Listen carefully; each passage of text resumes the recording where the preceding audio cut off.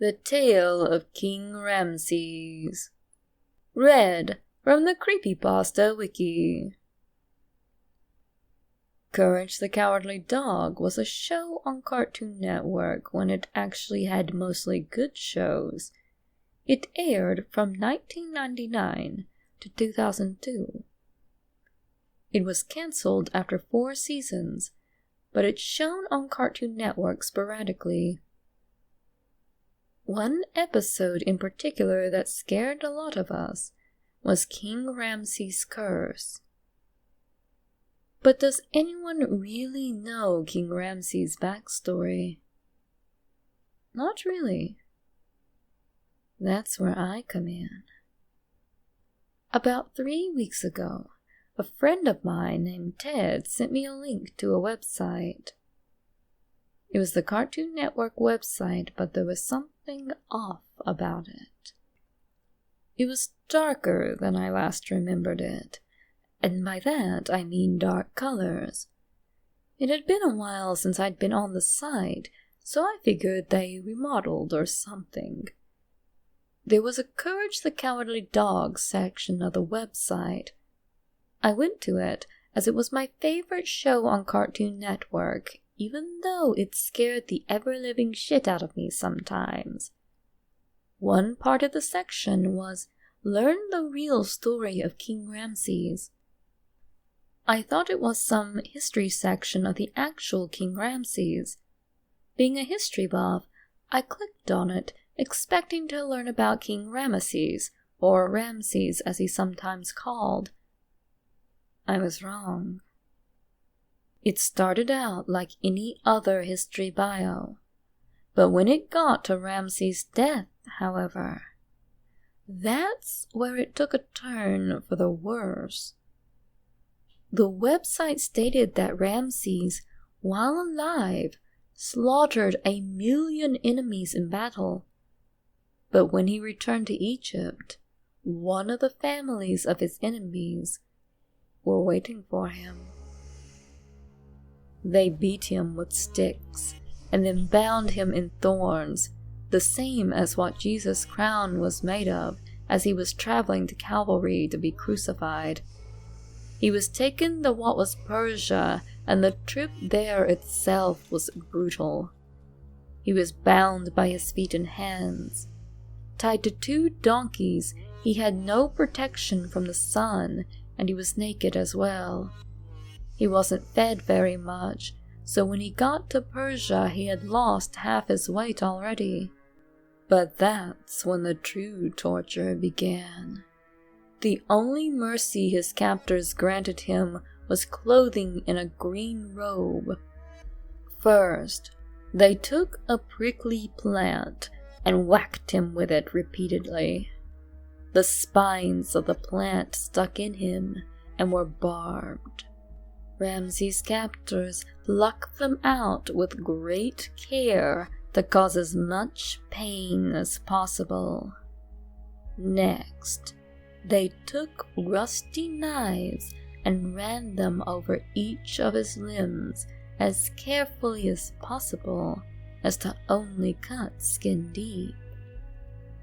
Then they removed the skin. However, Ramses was still alive. His captors then made him eat his own skin as to cause the once great king humiliation. He refused. Subsequently, his captors broke both of his elbows. After he had eaten his skin, the captors scraped what meat was left on his head. They painted his skull in an orange color for unknown reasons. And then, after all that, they continued torturing him. While he was alive, they cut into his body. They removed the intestines, showed them to him, and then fed them to wild dogs. Then they removed his stomach, showed it to him, and then they threw it into a fire. They did this with each organ alternating between dogs and fire. Then they got to his heart. Ramses was just barely alive. Before his captors left Egypt, they had taken Ramses' prized possession, a slab. Not just any slab. This slab was magical. It had a picture of water, a strange device Ramses had seen in a dream, and locusts. The slab also had a picture of Ramses on it. The Persians had taken the slab to further upset Ramses, but they were unaware of one thing. Ramses had power over the slab, and with his dying breath, he cursed it. The second after he died, the slab's picture of him changed to a frightening mummy. The Persians were frightened by this, but they thought it was just a trick. They returned the body and slab to the Egyptians, but they themselves found that they were in a bit of a nightmare of their own. For nights after they killed Ramses and returned his body and the slab, they experienced nightmares of the king. Orange skull, elbows twisting at unnatural angles, and the voice of a demon. Most never woke up from these nightmares, and the ones who did committed suicide. Nobody else experienced King Ramses' wrath again for a while, until the 1940s. Timeline of King Ramses incidents. 3750 BC. 10 Persian nobles died while sleeping. Another 10 committed suicide. 1942. Hitler's Africa Corps uncovers the tomb of Ramses. 1 battalion goes missing after making contact with King Ramses after General Rommel removed the slab from his crypt. Rommel realized that this all happened when he took Ramses' slab, so he returned it to his tomb. January 19, 1957. An Italian archaeologist uncovered the tomb. He removed the slab from the tomb of King Ramses. As he was leaving, he triggered a booby trap. He was trapped inside the tomb, while King Ramses himself appeared before him.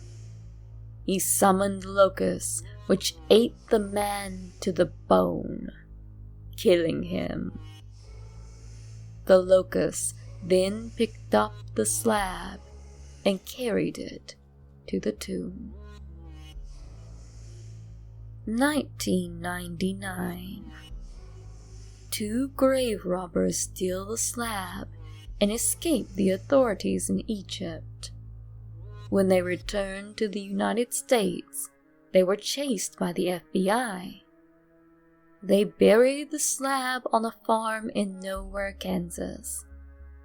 King Ramses appeared as they attempted to flee the farm, and then killed them after they refused to return the slab. Later, a purple dog named Courage uncovered the slab. His owner Eustace threw it out after thinking it was garbage. Later, he took it back after learning how much money it was worth. King Ramses returned, and his 3 drawings became plagues upon the Bag farm. First, the house flooded. Then horrible music played.